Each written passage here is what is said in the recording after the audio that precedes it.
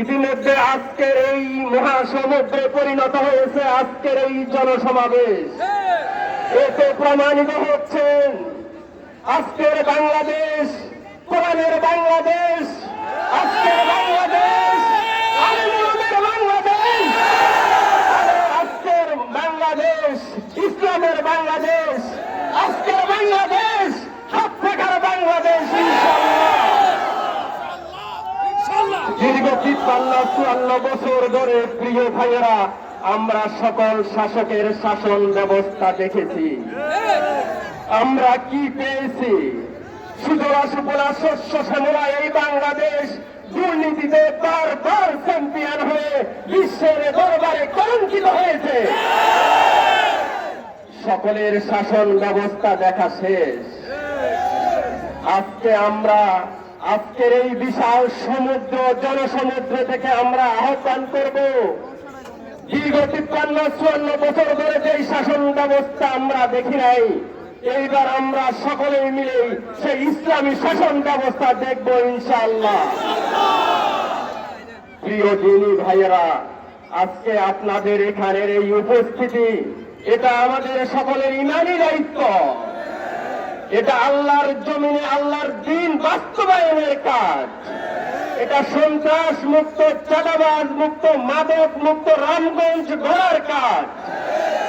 আজকের এই যাত্রা আমাদের শুরু হয়েছে, এই যাত্রা আমাদের শেষ হবে 2026-এর ভোটের দিন। সুষ্ঠুভাবে আমরা ভোট দিয়ে ভোট গণনা করে হাত বাঁকা বিজয়ের মালা ছিনিয়ে নেওয়া পর্যন্ত ইনশাআল্লাহ।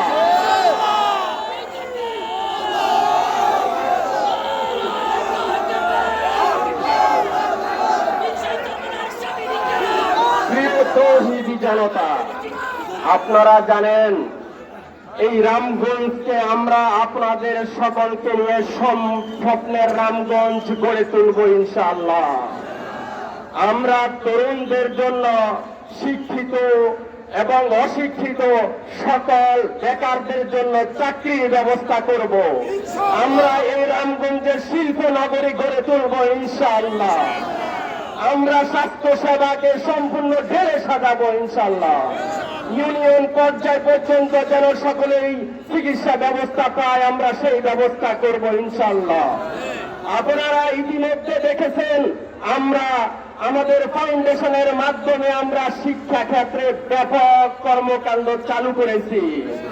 ভবিষ্যতে আমরা শিক্ষাকে ব্যবস্থাকে নতুন করে সাজাবো ইনশাআল্লাহ।